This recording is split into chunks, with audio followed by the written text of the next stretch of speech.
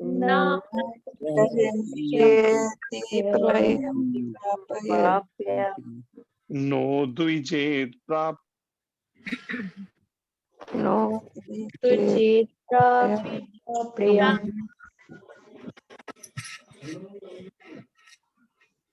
बुद्धिर सम्मूढ़ो स्थिर बुद्धि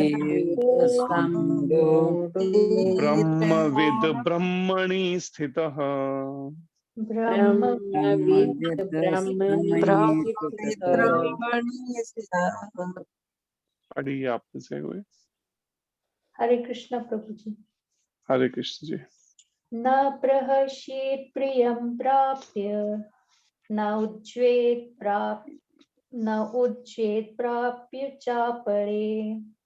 च प्रियं स्थिरबुद्धि असम्मूढ़ो ब्रह्मविद् ब्रह्मणि स्थितः। हरे कृष्ण। हरे कृष्ण। कृष्ण प्रभु जी, दंडवत प्रणाम। जी हरे कृष्ण जी।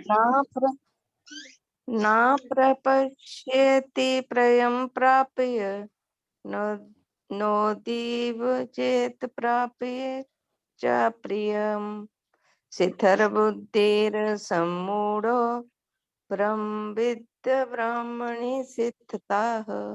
हरे कृष्ण प्रभु जी। हरे कृष्ण। हरे कृष्ण। हरे कृष्णा प्रभु जी। दंडवत प्रणाम प्रभु जी। जी हरे कृष्ण जी। न प्रहृष्येत् प्रियं प्राप्य नो द्विजेत् प्राप्य च प्रियं स्थिरबुद्धिर्सम्मूढो ब्रह्मविद् ब्रह्मणि स्थितः। हरे कृष्णा प्रभु जी। हरे कृष्ण। हरे कृष्ण प्रभु जी, दंडवत प्रणाम। जी हरे कृष्ण जी।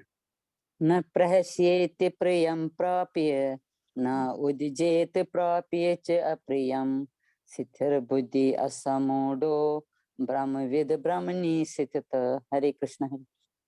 हरे कृष्ण।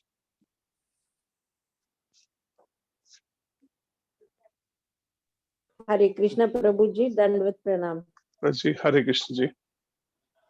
न प्रहिचेति प्रियं प्रापं नो द्विजोति प्रियं च प्रियं स्थिरबुद्धिर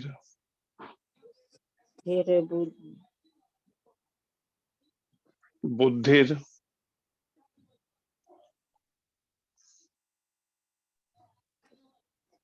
स्थिरबुद्धिर्सम्मूढो ब्रह्मविद् ब्रह्मणि स्थितः। हरे कृष्ण। हरे कृष्ण।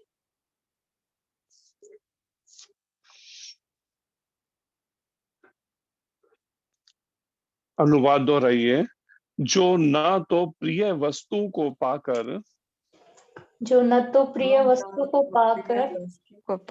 हर्षित होता है और न अप्रिय को पाकर विचलित होता है। जो स्थिर बुद्धि है, जो मोह रहित है और भगवद विद्या को जानने वाला है, वह पहले से ही ब्रह्म में स्थित रहता है। तात्पर्य अर्चनीय वंदनीय प्रातः स्मरणीय जगदीश्वर प्रभुपाद महाराज की जय। श्री गुरु महाराज की जय। तात्पर्य पढ़िए। जी सुनीता माता जी पढ़िए। हरे कृष्णा प्रभु जी, दंडवत प्रणाम। हरे कृष्ण। यहाँ पर प्रभुपाद जी की जय।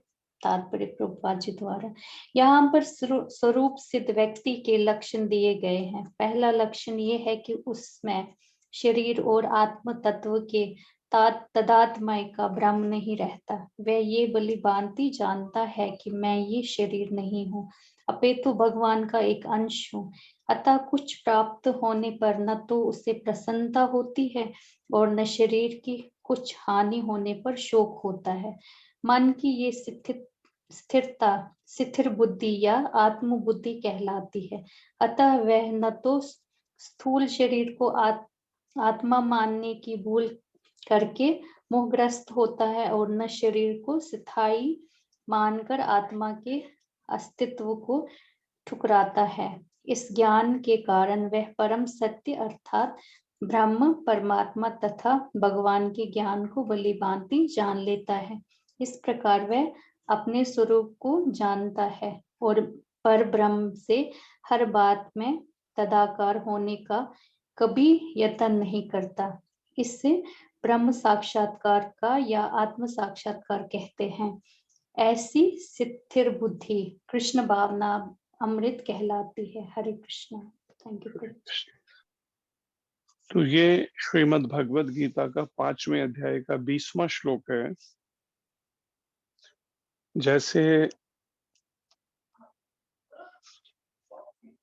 सांसारिक पढ़ाई हम पढ़ते हैं, माता पिता बच्चों को भेजते हैं बचपन से।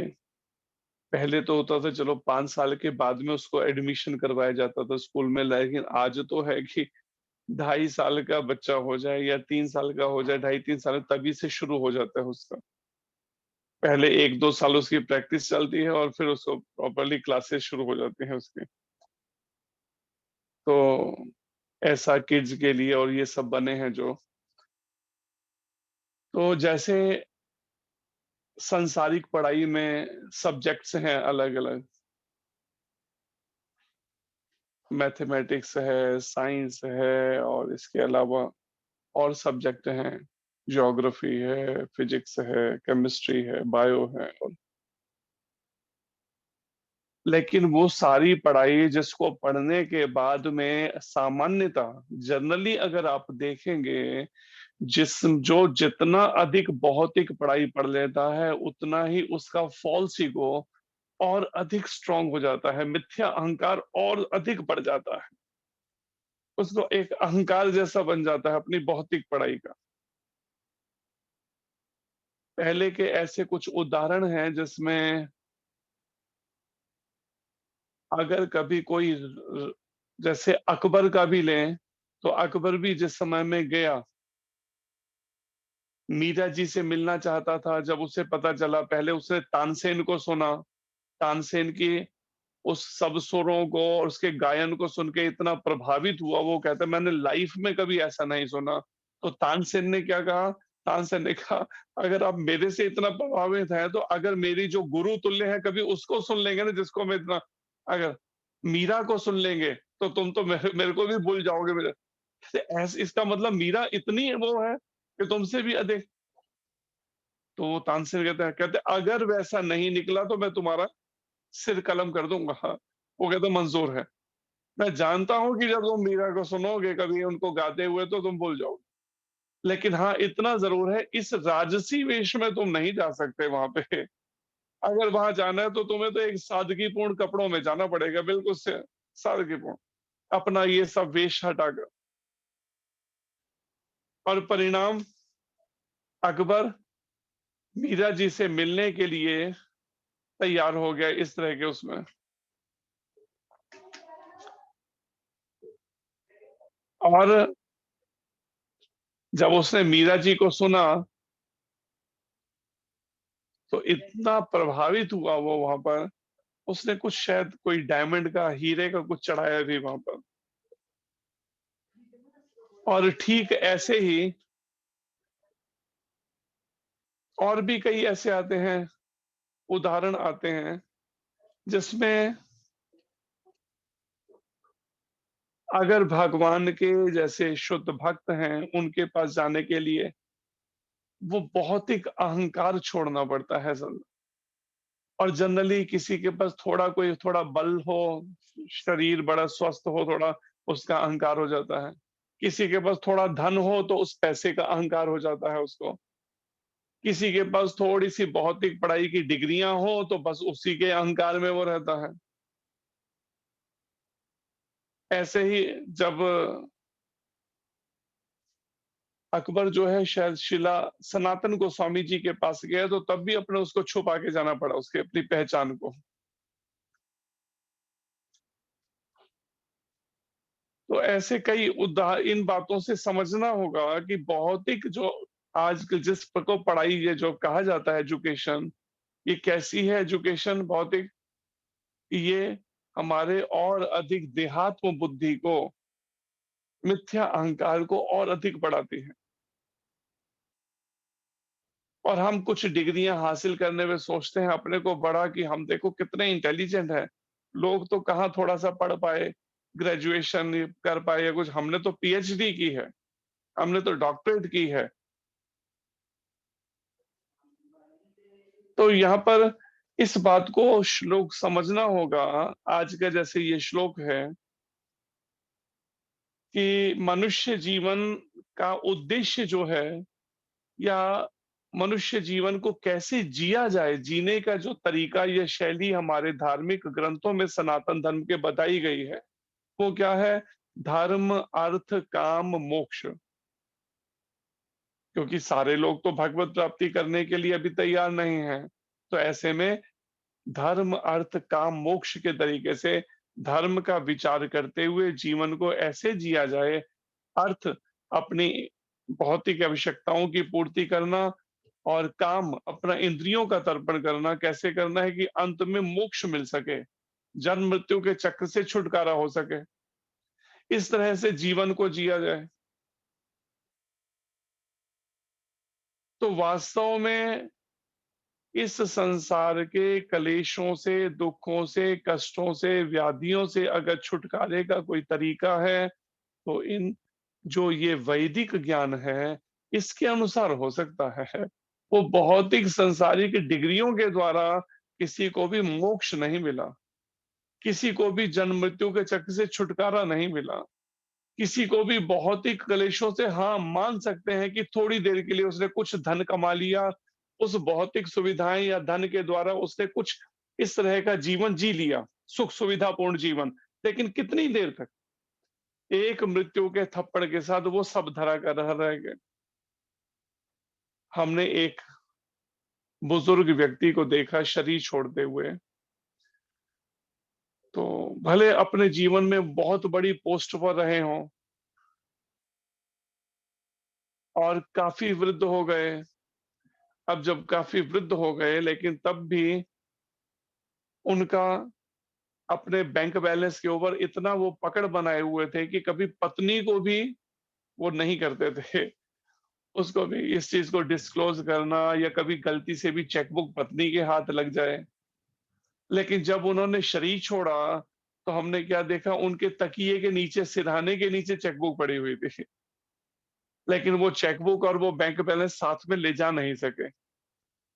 लेकिन अब जब शरीर छूट ही गया तो कोई हमसे कहता है कि अब ऐसी स्थिति के अंदर उस पैसे का किसी को पावर ऑफ अटॉर्नी तक नहीं दी, तो परिणाम में उस सब प्रॉपर्टी और उसका वारिस अब उसके लिए संघर्ष करिए दोबारा से एक।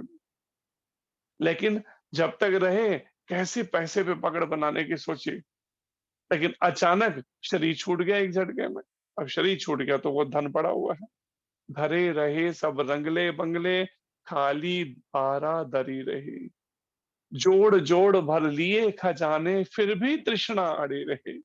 कितना भी जोड़ा लेकिन तृष्णा फिर भी वैसी की वैसी बनी है। नहीं, मेरा पैसा मेरा, लेकिन वो समय में मेरे काम नहीं आया। तो अगर हम थोड़ा भी अगर इन बातों को समझ सकते हैं, या हम चाहते हैं कि हम इस संसार के कलेशपूर्ण इनसे कष्टों से छुटकारा मिल सके, तो वास्तव में जो सही पढ़ाई है ना, एजुकेशन जिसको पढ़ाई कहा जाता है, वो वास्तव में ये पढ़ाई है जो वैदिक ज्ञान है, जो वास्तव में हमें जन्म मृत्यु के चक्र से छुटकारा दिला दे, फिर दोबारा दोबारा इस कष्टों में, कलेशों में, इन सब में ना गिरना पड़े। अब टेम्परेली मान लिया उस भौतिक बैंक बैलेंस से या पेंशन के द्वारा, ठीक है, कुछ समय तक हमने एसी एयर कंडीशन सुविधाओं में रह लिए, लेकिन जैसे ही शरीर छूटा अब चाहे वो कहें कि हाँ कल किसने देखा है, लेकिन अब जवाबदारी तो होगी ना। हाँ, सनातन धर्म के शास्त्रों में पहले से वर्णन है, लेकिन अगर कोई नहीं उसको समझता, नहीं जानना चाहता या नहीं जाना, तो उससे बच तो नहीं जाएगा ना। जैसे कहते हैं ना, इग्नोरेंस इज नो एक्सक्यूज। अगर कोई अज्ञानता, जिसको जानकारी नहीं थी, कोई बचने का रास्ता नहीं है। अगर नहीं थी तो जानता, जीवन भर अवसर किस लिए मिला था। अगर सनातन धर्म में जन्म मिला मुझे, चाहे ब्राह्मण परिवार या क्षत्रिय वैश्य किसी भी परिवार, लेकिन अवसर दिया भगवान ने हमें इस कष्टपूर्ण जीवन से हमेशा के लिए छुटकारा पाना चाहे, तो तरीका सनातन धर्म में वर्णित है। और वो तरीका क्या है, किस तरह की जीवन शैली या जीवन को किस तरह से ढालना पड़ेगा, वो इन भगवत गीता के श्लोकों में एक तरह से वो सारा वेदों का ज्ञान एक सारांश रूप में कह लीजिए, सार रूप में इस भगवत गीता में भगवान कृष्ण बता रहे हैं। जिससे मुख्य बात है कि मन जो हर समय अशांत रहता है, भोगों के पीछे हर समय दौड़ता रहता है, जिसे कहते हैं गुरु महाराज एक शब्दों में,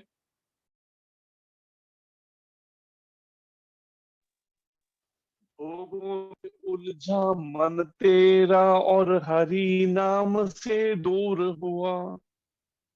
खुदी की मदिरा, खुदी मतलब अपने अहंकार के अभिमान में, खुदी की मदिरा पीकर मूर्ख अहंकार में चूर हुआ। ये कर्म सब तूने है दुख पाने के लिए, इसलिए श्वास श्वास में गोविंद के गुण गाने के लिए आया था तू दुनिया में कुछ पाने के लिए। श्वास श्वास में गोविंद के गुण गाने के लिए, गोविंद गुण गाने के लिए आया था भगवान गोविंद के गुणगान, उनकी लीलाओं का, उनके नाम का श्रवण कीर्तन करने, जिससे हृदय की शुद्धि हो और हम इस जन्म मृत्यु जरा व्याधि के चक्र से हमेशा के लिए छुटकारा पा जाएं, इस 84 लाख योनियों के बार बार के शरीरों के परिवर्तन से। लेकिन संभव अगर हम चाहते हैं तो उसके लिए भगवान कृष्ण यहाँ पर बता रहे हैं, जीवन इस तरह का बनाना पड़ेगा। अभी थोड़ी ही देर पहले हमारे पास किसी ने एक वीडियो भेजा था, कोई तो एक दिन पहले भेजा होगा, तो अभी हम वही देख रहे थे कि कुछ दिन पहले ही कोलकाता के अंदर कुछ ऐसा हुआ कि किसी और पंथ को मानने वालों ने, उन्होंने कई सारे ऐसे परिवार जहाँ रहते थे, हिंदू परिवार, वहां पे आगजनी करी, उनके घर जला दिए, दुकानें लूट ली और उनको मार काट, और वो उनको अब वो छोड़ छोड़ के वहां से भाग रहे हैं। ये क्या है? ये बार बार का कष्ट, जिसे भगवान वेद व्यास जी कहते हैं पदम पदम यद विपदाम, कदम कदम में कोई विपदा संकट तैयार है। लेकिन इससे, और पुलिस का अता पहले थी वहां, जब ये सब दंगे हुए उस समय सारी पुलिस गायब हो गई, केवल 10 दिन लगभग पहले की घटना है ये, और मेन वेस्ट बंगाल के कोलकाता की। लेकिन कोई मीडिया ने नहीं दिखाया इस न्यूज को, क्योंकि मीडिया जो है, लगभग मीडिया बिका हुआ है, जिससे सच्चाई सामने लोगों को पता ही ना चल सके क्या क्या घट रहा है देश के अंदर। तो हम किस भरोसे हम सोच रहे हैं कि हमारी रक्षा हो जाएगी। हाँ, अगर हम भक्ति करके भगवान की सुरक्षा लें, वही एकमात्र चारा है, बाकी भगवान हमें बुद्धि देंगे कि सही समय पे कैसे सही निर्णय लेकर हम समझ सकें कि कब किस परिस्थितियों में किस तरह से अपने जीवन को कैसे किया जाए सेव इन परिस्थितियों से। तो यहाँ पर भगवान बता रहे हैं, श्री कृष्ण, कि जीवन कैसा बनना होगा। अर्जुन को बता रहे हैं, जो ना तो प्रिय वस्तु को पाकर हर्षित होता है। सामान्यतः अगर कोई ऐसी प्रिय कोई वस्तु मिल जाए हमें हमारे, तो कितनी खुशी होती है। किसी के घर में बेटे का जन्म हो जाए तो देखिए कैसे खुशियां मनाते हैं। ऐसे ही कोई और भौतिक वस्तु मिल जाए, किसी को कुछ लाख का या 1-2 करोड़ का, 5 करोड़ का कोई मिल जाए तो कैसे खुशी से बड़ा हर्षित खुश हो जाएगा। कुछ धन आ जाए, मिल जाए किसी को, किसी को अपने मन के अनुकूल खाने को पकवान मिल जाए, रहन से बंगला मिल जाए, कुछ ऐसा, कैसे खुश होकर हर्षित हो जाएंगे। और ना अप्रिय को पाकर विचलित होता है, और अगर कोई मेरे मन को जो पसंद नहीं है, ऐसी परिस्थिति अगर आ गई तो एकदम डिस्टर्ब हो जाता है, विचलित हो जाता है। और बिल्कुल यही स्थिति सामान्यतः लोगों की बनी है। थोड़ी सी अप्रिय घटना घट गई मेरे मन को, जो मेरे मन के अनुकूल नहीं थी, परिणाम में इतने डिस्टर्ब हो गए, अब तो माला भी नहीं होती मेरे से। माला जब करे तो मेरा तो वही सब चिंतन होता रहता है उसके बारे में, इसने ऐसा किया, इसने वैसा किया, अप्रिय घटना में विचलित हो। और फिर भगवान कृष्ण कहते हैं जो स्थिर बुद्धि है, और जिसकी बुद्धि स्थिर है, ये नहीं कि थोड़े से में भी जरा से में इतने वो हो गए घबराहट में कि अब सही डिसीजन ही नहीं ले पा रहे, निर्णय ही हमारे प्रभावित होने लगे। अच्छा जाएं, अच्छा नहीं जाएं, अच्छा ये करें, अच्छा नहीं करें। नहीं, एक स्थिर बुद्धि, कैसी भी परिस्थिति से विचलित ना होना, और वो तभी संभव है कोई थोड़ा भी इस मान सम्मान से ऊपर हो, शरीर के मान सम्मान के इस तरह के उससे ऊपर उसका जीवन शैली हो जीने की। और वो तभी संभव है जब कोई थोड़ा भी आत्मा के स्तर पर उसको कुछ समझ हो, विवेक समझ बुद्धि हो इस तरह की, कि वो ये समझता हो कि नहीं मैं शरीर नहीं हूं, मैं जीवात्मा हूं। तो तब वो भौतिक इस संसार के कार्यकलापों में बहुत अधिक अपने को व्यस्त नहीं करेगा, आसक्त नहीं होगा उसमें। वो इसी सब जीवन में जैसी भी परिस्थितियों में उसे रखा गया, उसी के बीच में अपने साथ साथ भक्ति करेगा वो, इस बात को समझते हुए कि ये मेरा वास्तव में जीवन शाश्वत जीवन नहीं है मेरा, किसी तरह का कर्म फलों के अनुसार शरीर मिल जाना या इच्छाओं के अनुसार शरीर मिल गया, जो मुझे किसी को स्त्री का, किसी को पुरुष का, किसी को ब्राह्मण घर में या क्षत्रिय या वैश्य घर में जन्म होना, ये सब भले ही ये सब चीजें मेरे को अपने पूर्व के किए कर्म फलों के अनुसार मिली परिस्थितियां, लेकिन उसके बीच में भी ऐसी परिस्थितियों में अगर कोई स्थिर बुद्धि है, भगवान कृष्ण कहते हैं उसकी बुद्धि स्थिर रहती है। कैसे भी अगर महाभारत के प्रसंगों में आप देखें, कितनी परिस्थितियां आती थी, अप डाउन आते थे पांडवों के जीवन में, लेकिन उसके बाद भी अगर आप देखें तो विदुर जी, भीष्म पितामह, भगवान कृष्ण कैसी भी परिस्थिति से विचलित नहीं हो पाते होते थे। हाँ, थोड़ी देर के लिए कई बार भीष्म पितामह भी डिस्टर्ब हो जाते थे उनसे, कभी कभी विदुर जी को भी, लेकिन भगवान कृष्ण को नहीं होता था उनको, वो हर परिस्थिति के अंदर। लेकिन तब भी कभी ये गलत निर्णय नहीं लेते थे भीष्म पितामह या विदुर जी या कुंती महारानी या पांडवगण, युधिष्ठिर महाराज विशेषकर। और फिर भगवान कृष्ण कहते हैं जो मोह रहित है, जिसका कहीं मोह नहीं है, यहां तक कि शरीर में भी नहीं। एक होता है ना मैं और मेरा, जिसे गुरु महाराज कहते हैं मैं और मेरा, तू और तेरा, है माया का घेरा, ये कांटा खटक रहा है। ये मैं और मेरे का जो है ना विचार, मैं अपने शरीर से पहचान करना, शरीर में मोह होना, और फिर मेरे के अंदर परिवार में मोह होना, पारिवारिक रिश्तेदारों में, संबंधों में, घर में, बैंक बैलेंस में, और समाज में, किसी का देश में, राष्ट्र के प्रति मोह होता है, अटैचमेंट होती है।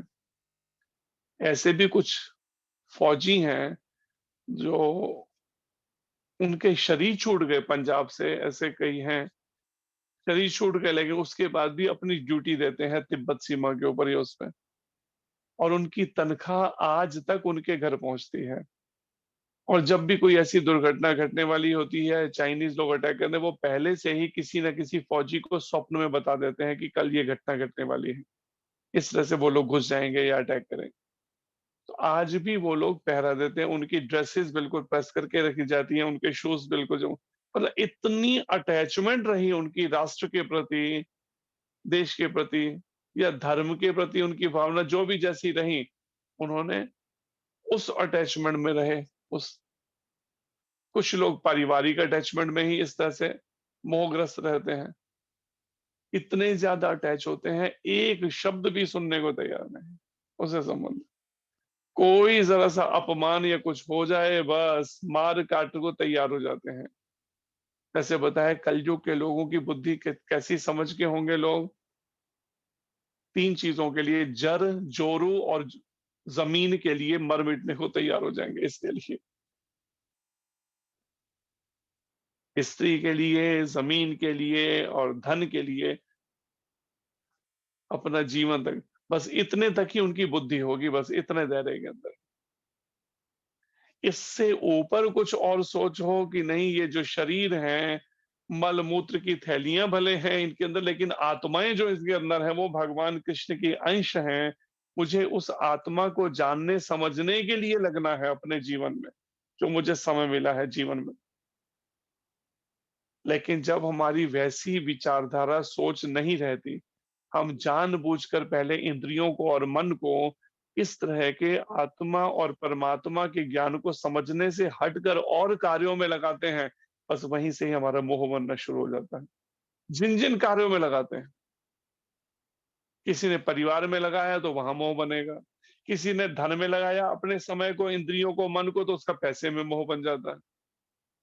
किसी ने आजकल जो घंटों घंटों मोबाइल देखते हैं, उनका मोबाइल में ही मोह बन जाता है। अगर जरा उनसे मोबाइल छीन लिया जाए तो बस ऐसे सदमे में चले जाएंगे कि पूछिए मत। पीछे एक न्यूज़पेपर में शायद आया था, एक टीवी पे था, मीडिया में था या न्यूज़पेपर में, एक बच्चे ने अपने पिता का कत्ल कर दिया, मार दिया उन्हें। पर मारने का कारण क्या था? उन्होंने उसको कोई एक खास तरह कोई वीडियो गेम खेलने से मना किया था कि वो खेलने नहीं के मना करते थे, इसलिए मार दे, उसकी हत्या कर दी।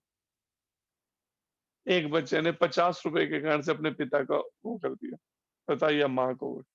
ऐसे भी एक है।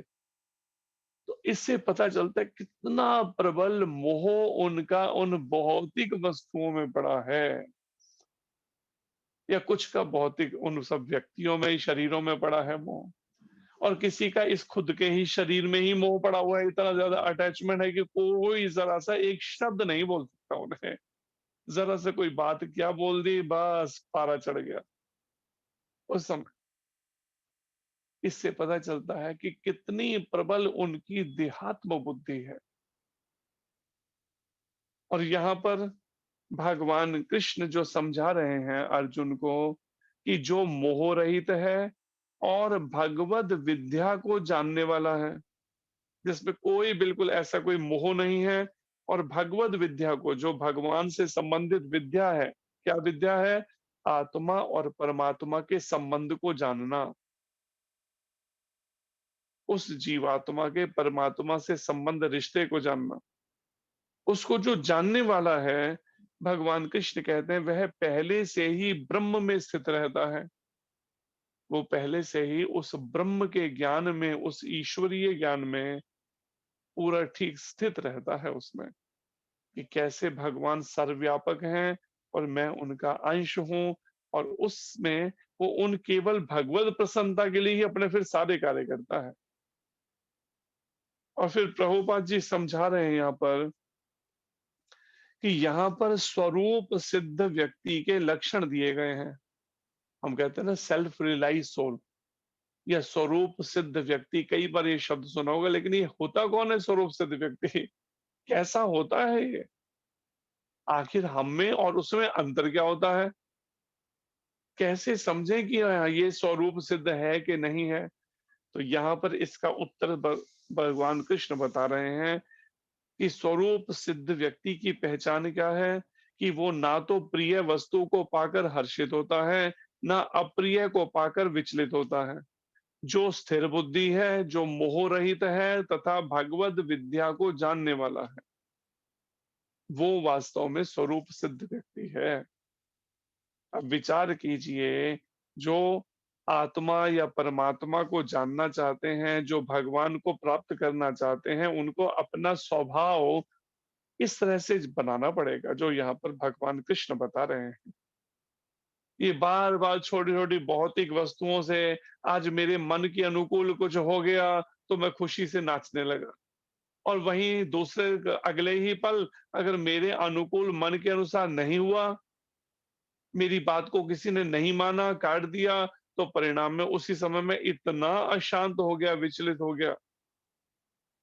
लेकिन इससे ऊपर उठकर स्थिर बुद्धि होना पड़ेगा कि बुद्धि एकदम स्थिर हो, कैसी भी परिस्थिति के अंदर विचलित नहीं होना चाहिए अपने से। और कहीं भी उसकी फिर अटैचमेंट नहीं होनी चाहिए, मोह रहित हो, भगवान कृष्ण कहते हैं। फिर तब संभव है इस आत्मा परमात्मा के ज्ञान को वो 24 घंटे ब्रह्म के ज्ञान में स्थित हो सकेगा और भगवत विद्या को जानने वाला हो कि वास्तव में भगवान कौन है, भगवान से मेरा क्या रिश्ता है, भगवान कहाँ रहते हैं, ये सब बातों, कैसे भगवान की सेवा में पहुंचा जाए, जो सब वैदिक शास्त्रों में और विशेषकर भगवत गीता और श्रीमद् भागवत जैसे ग्रंथों में सब वर्णन भगवान वेद व्यास जी ने किया है। फिर प्रभुपाद जी कहते हैं पहला लक्षण यह है स्वरूप सिद्ध व्यक्ति का कि उसमें शरीर और आत्म तत्व के तादात्म्य का भ्रम नहीं रहता। उसमें यह भ्रम नहीं होता, जैसे हमने एक बच्चे से पूछा, भाई कोई बात हुई होगी जो उसके मन के अनुकूल नहीं थी, तो हमने पूछा भाई पहले ये बता तू शरीर है या आत्मा? कहता अभी तो दोनों है। कहता अभी तो दोनों है, शरीर और आत्मा। तो यहाँ पर ये वर्णन है स्वरूप सिद्ध व्यक्ति को किसी भी तरह का इस बात पर भ्रम नहीं होता कि शरीर और आत्मा के बारे में उनका कि ये दोनों एक ही हैं, इस बारे में कि दोनों आत्मा अलग है, शरीर अलग है, ये ठीक से समझ होती है उसे, इसमें कोई संशय नहीं हो।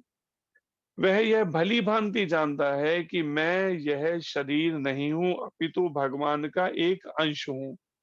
भली भांति जानना, जानने का मतलब केवल ये नहीं है कि मैंने खाली पढ़ लिया कि मैं शरीर नहीं हूं, जीवात्मा हूं, या फिर खाली मैंने बोल दिया मैं तो शरीर नहीं हूं, मैं तो जीवात्मा हूं, बस बोल दिया, या मैंने सुन लिया कि मैं शरीर नहीं हूं, जीवात्मा। लेकिन वास्तव में उसके अनुसार फिर उसका कर्म होना चाहिए 24 घंटे का कि मैं शरीर नहीं जीवात्मा हूं, इसमें ऐसा कर्म भी होना चाहिए। अब कहने को तो मैं जीवात्मा हूं, लेकिन जब कर्म करने लगता हूं तो जैसे कहते हैं ना गुरु महाराज एक बात को, एक आरती जो सामान्यतः आज तो पूरे विश्व में गाते हैं ये हिंदू लोग, परिवार में लोग, घरों में, कि सुख संपत्ति घर आवे, कष्ट मिटे तन का, सुख संपत्ति घर आवे। और फिर साथ क्या कहते हैं इसी आरती के अंदर, तेरा तुझको अर्पण क्या लागे मेरा। कहने को तो क्या कह रहे हैं भगवान के आगे, तेरा तुझको अर्पण क्या लागे मेरा, लेकिन मन में क्या सोच रहे हैं। जैसे एक पंजाबी में गुरु महाराज कहीं कहते हैं पंजाब में कि हाँ सब कुछ तोड़ा, और कैसा तोड़ा कि बाहरों तोड़ा और अंदरों साड़ा, मतलब बाहर का जो कुछ है वो आपका है और घर के अंदर जो है वो सब मेरा है, तो बाहर है क्या अपना। तो परिणाम लोग ऐसे चालाक और ऐसे मन में वो सोच है, और भगवान हमारे हृदय की हर उसको देख रहे हैं, लेकिन हम क्या करें, वो कहने को तो सब कुछ आपका है लेकिन देना 1 रुपया नहीं जाए। वहां जैसे बताते हैं एक बार कहीं की विदेश की कहीं घटना थी, तो सत्संग महाराज जी का था, कहीं अमेरिका की या कहीं की घटना है। जब सत्संग खत्म हुआ एक एक करके लोग प्रसाद लेने लगे, एक माता आई, खूब सारे सोने के गहने पहने थे, थोड़ी उम्र की पक्की उम्र की थी। तो महाराज जी ने कहा कि देखो भक्ति के अंदर सब कुछ भगवान का है वास्तव में। कहते हाँ बस स्वामी जी सब कुछ भगवान का है, सब कुछ भगवान का। बड़ा ज्ञान, मतलब महाराज के आगे महाराज ने क्या बोला गया जरा सा तो फट से हो गया, ऐसे शुरू, बड़ी ज्ञानी है। हाँ स्वामी जी सब कुछ तो भगवान का ही है, मतलब क्या सब कुछ भगवान। वहां ने जैसे कहा अच्छा फिर ठीक है, ये जितने जो सोने की गहने पहने हैं ना सब सब उतार दो भगवान के से वो एकदम, मतलब बता दे एकदम पीछे छोड़ के। तो कहने को सब कुछ है भगवान का, लेकिन कहने को खाली शब्दों में। और यहाँ पर जो प्रभुपाद जी वर्णन कर रहे हैं, प्रभुपाद कहते हैं कि वास्तव में जो स्वरूप सिद्ध व्यक्ति है वो भली भांति जानता है कि मैं यह शरीर नहीं हूं, अपितु भगवान का एक अंश हूं। अतः कुछ प्राप्त होने पर ना तो उसे प्रसन्नता होती है, ना शरीर की कुछ हानि होने पर शोक होता है। जिसका उदाहरण अगर देखें, जैसे ये सिखों के गुरु थे, उसमें सभी गुरु महान थे, लेकिन 9वें गुरु जो थे गुरु तेग बहादुर जी, उनको जब कश्मीरी पंडित आए उनके पास, कहा कि हमें मार मार कर मुसलमान बनाया जा रहा है, आप हमारी रक्षा करो। तो उन्होंने क्या कहा, जाके उनको बोलो कि पहले हमारे गुरु को मुसलमान बनाए, फिर हम बनेंगे। तो परिणाम उन्होंने यही किया, उन्होंने उनको कहा, उन्होंने कहा धर्म छोड़ना, तो उनको क्या किया, नीचे से आग जलाकर ऊपर तवा रखा, तवे पे उनको बैठा दिया और ऊपर से गरम गरम रेत सर पे डालने लगे। लेकिन उन्होंने शरीर छोड़ दिया, लेकिन धर्म नहीं छोड़ा, गुरु तेग बहादुर। तो ऐसे ऐसे महान इस भारत भूमि में हमारे सनातन धर्म में हुए हैं। ये भले अभी कहने को कहें कि हम अलग, लेकिन सच्चाई तो ये है कि इस सनातन धर्म ही आगे निकले हुए हैं। जैसे जैसे कलयुग में थोड़ा भटकाव आता गया, तो इस तरह की विचारधारा होगी, हम अलग हैं। पहले क्या होता था, गुरु महाराज कहते हैं, घर में जब बच्चे होते तो उसमें बेटों में सबसे बड़े बेटे को सिख बनाते थे, परिवार में रक्षा के लिए, कौम की रक्षा के लिए, धर्म की। आज कहते हैं हमारे भी परिवार का जो सबसे बड़े हैं वो सिख हैं, सिख परिवार में बने हुए हैं, रक्षा के लिए। तो उन्होंने शरीर छोड़ दे दिया, प्राण त्याग दिए, लेकिन धर्म नहीं छोड़ा। अर्थात सोचो, ऐसी परिस्थिति में एक भी आंसू नहीं बहाया। सोचिए कैसे शरीर के प्रति कोई आसक्ति नहीं उनकी। और जो 10वें गुरु हैं, गुरु गोविंद सिंह जी, उनके जो 4 बेटे थे, उनमें से 2 बेटों को दीवारों में चुनवा दिया गया, लेकिन उन्होंने एक भी आंसू नहीं, हंसते हंसते दीवारों में चुन दिए। मतलब कितने शरीर से डिटैच थे, अनासक्त थे शरीर के प्रति। और आज विचार कीजिए, अगर थोड़ा भी हम हार्ड लाइफ नहीं जीना चाहेंगे, शरीर के प्रति आसक्ति खत्म नहीं होगी। इसलिए कहा जाता है 5 साल से जब माता पिता गुरुकुल में भेजते थे बच्चे को, तो कहा जाता है ब्रह्मचर्य जीवन वो उसका होता था। तो ब्रह्मचारी गुरुकुले वसंदांति गुरुहितम, कि ब्रह्मचारी के रूप में जब बच्चा जो है 5 साल से 25 साल तक, 20 साल तक गुरुकुल में रहता था, गुरुकुल, गुरु के कुल में अब हो जाता था, फिर उसका अपना वो नहीं रहता माता पिता वाला, वो गुरु के कुल के अंदर गिना जाता था। वसंदांति गुरु हितम, गुरु के हित के लिए कार्य करता था, ना कि वहां पे गुरुकुल में रहकर उसको खेलना खाना सोने में लगा रहता। उसका गुरु के हित के लिए रहता समर्पण जीवन। ये गुरुकुल की विचारधारा होती थी बच्चों की और गुरुकुल के सिस्टम। और उसमें जब उनको इस तरह की हार्ड लाइफ जीना सिखाई जाती थी, तो उनकी शरीर के प्रति धीरे धीरे आसक्ति घटती थी। आज जो सोचते हैं हम घर पे ही रह के भक्ति करेंगे, थोड़ी भी हार्ड लाइफ नहीं जी सकते, जरा सा भी गर्मी हो हर जगह। एक आत्मा कहती है हमें तो, मेरे को ड्राइंग रूम के अंदर भी एसी लगवा लो, वहां पे गर्मी लगती है मेरे को, थोड़ा भी शरीर को कष्ट सहन नहीं होता। तो विचार कीजिए ऐसी परिस्थिति के अंदर कैसे शरीर के प्रति आसक्ति खत्म होगी। जैसा यह वर्णन है, कुछ प्राप्त होने पर ना तो उसे प्रसन्नता होती है, ना शरीर की कुछ हानि होने पर शोक होता है। अगर शरीर की भी हानि हो जाए तो उसे कोई दुख या शोक नहीं होता। इस तरह से उनको ट्रेनिंग दी। मन की यह स्थिरता स्थिर बुद्धि या आत्म बुद्धि कहलाती है। ये है स्थिर बुद्धि के लक्षण। किसी भी तरह की शरीर को की कुछ हानि होने पर शोक नहीं होता, और किसी तरह से कुछ प्राप्त हो जाने पर प्रसन्नता खुशी नहीं है, समभाव में है मन। अतः वह ना तो स्थूल शरीर को आत्मा मानने की भूल करके मोहग्रस्त होता है, कि इस जड़ शरीर को, स्थूल शरीर को आत्मा मानने की भूल करके मोहग्रस्त होता है कि हाँ बस शरीर ही सब कुछ है। इसलिए बस, जैसे कई ऐसे भी हुए हैं ना जो इतना ज्यादा देहात्म बुद्धि में थे, वो कहते थे कि बस जीवन मिला है तो किसने मिला, एक बिहार में हुए हैं चक्रवाक मुनि। और वो चक्रवाक मुनि क्या कहते थे, एक संस्कृत में वो श्लोक उनका है जो कई बार वहां बोला जाता है, और वैसे ही कुछ मानसिकता वहां के लोगों की बन भी गई, जो उसके अनुयायी जैसे बन गए। और शायद वो कंस कंस भी मिला था, उनसे बुलाया था उसने भगवान कृष्ण को मारने के लिए उसको। कई तांत्रिक सिद्धियां भी थी उनके पास। तो क्या कहते थे कि कल किसने देखा है, बस जब तक ये शरीर है तभी तक जीवन है, इसलिए जब तक जियो तब तक, कैसे अगर पैसा नहीं भी है तो उधार मांग के घी पियो, क्योंकि कल को मरने के बाद तो कौन, कोई जवाबदारी थोड़ी होनी है। ऐसा कुछ श्लोक उसके ऊपर उन्होंने कहा।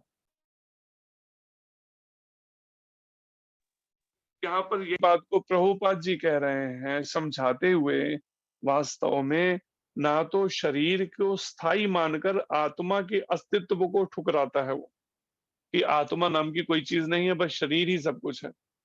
इस ज्ञान के कारण वह परम सत्य अर्थात ब्रह्म परमात्मा तथा भगवान के ज्ञान को भली भांति जान लेता है। ब्रह्म, परमात्मा और भगवान जो पहले कई बार बताया गया है, जैसे ब्रह्म रूप में भगवान, जैसे सूर्य की किरणें सब जगह व्याप्त हैं, ऐसे ही भगवान जो हैं ब्रह्म रूप में सारी सृष्टि में व्याप्त हैं, अव्यक्त रूप में, जो खुली आंखों से हम अभी नहीं देख पा रहे, लेकिन देखना चाहते हैं तो कैसे देखना पड़ेगा। गुरु महाराज कहते हैं हरि व्यापक सर्वत्र समाना, प्रेम से प्रकट होई में जा। लेकिन वहीं पर हृदय में वही प्रेम जागा, वैसे ही भगवान दिखाई देने लगेंगे, जो सारी सृष्टि में ब्रह्म रूप में व्याप्त हैं। कैसे व्याप्त है ब्रह्म रूप में, जैसे सूर्य की किरणें व्याप्त है सारी सृष्टि के अंदर। और परमात्मा रूप जो सब जीवों के हृदय में रहता है, जीवात्मा के साथ में हृदय के अंदर। भगवान का जैसे चतुर्भुज रूप है भगवान विष्णु का, वैसा परमात्मा रूप सबके हृदय में है। और भगवान रूप में जानना उनको जैसे स्वयं भगवान कृष्ण है। तो परम सत्य अर्थात ब्रह्म परमात्मा तथा भगवान के ज्ञान को भली भांति जान लेता है ऐसा व्यक्ति जो स्वरूप सिद्ध है। इस प्रकार वह अपने स्वरूप को जानता है और पर ब्रह्म से हर बात में तदाकार होने का कभी यत्न नहीं करता। फिर ऐसा व्यक्ति जो जान जाता है कि वास्तव में मैं भगवान कृष्ण का अंश हूं, वो कभी भी भगवान कृष्ण के शरीर में समाहित होना नहीं चाहता कि मैं तदाकार हो जाऊं, उन्हीं में मिल जाऊं जाके। कई बार पक्षी वृक्ष पे जाके बैठते हैं तो ये नहीं है वो वृक्ष के अंदर ही घुस जाते हैं, समा जाते हैं, नहीं, वो जाके डाली बैठे, कुछ टाइम बाद उड़ गए।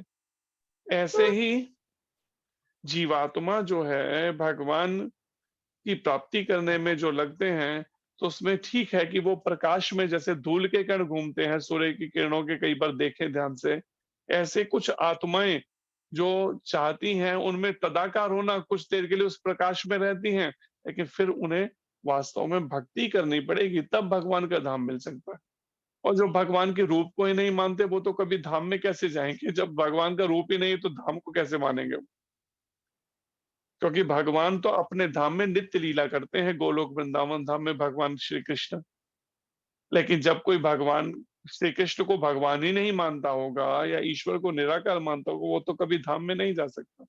तो वो कहा जाएगा उस प्रकाश में घूमता रहता है जो भगवान कृष्ण के शरीर से निकल रहा है, दिव्य प्रकाश, जैसे ब्रह्म ज्योति भी कहा जाता है। और उस आत्माओं को फिर कभी भगवान कहते हैं, कभी अवसर देते हैं दोबारा से भक्ति करने का, जो भगवान के साकार रूप की भक्ति करके फिर भक्ति पूर्ण करने पर भगवान की सेवा में लौट सके। और आखिर में प्रभुपाद जी कहते हैं इसे ब्रह्म साक्षात्कार या आत्म साक्षात्कार कहते हैं, कि ब्रह्म को साक्षात्कार करना या आत्मा का साक्षात्कार करना। ऐसी स्थिर बुद्धि कृष्ण भावनामृत कहलाती है। इस तरह की स्थिर बुद्धि को कृष्ण भावनामृत कहा गया। जो हम कहते हैं ना, हम तो कृष्ण भावनामृत में अब नाम जप कर रहे हैं, नियमों का पालन कर रहे हैं, हम तो अब मंगल आरती भी करते हैं, गीता भागवत का अध्ययन भी करते हैं, श्रवण भी, अब तो हम कृष्ण भावना भावित हो गए। लेकिन नहीं, कृष्ण भावना भावमृत का सही अर्थ जो ये श्लोक में बताया गया है, कृष्ण भावनामृत अगर हम चाहते हैं कृष्ण भावना भावित पूर्ण रूप से होना, तो ये सब क्वालिटीज, ये सब गुण हमें अपने अंदर लाने पड़ेंगे। क्या गुण लाने पड़ेंगे आखिर में, कि जो प्रिय वस्तु ना तो प्रिय वस्तु को पाकर हर्षित होता है, ना अप्रिय को पाकर विचलित होता है, जो स्थिर बुद्धि है, जो मोह रहित है, और भगवद विद्या को जानने वाला है। वास्तव में वह पहले से ही ब्रह्म में स्थित रहता है, ये बात यहाँ पर वर्णन है। हरे कृष्णा, धन्यवाद। कोई प्रश्न हो तो कर सकते हैं आप में से इस विषय पर।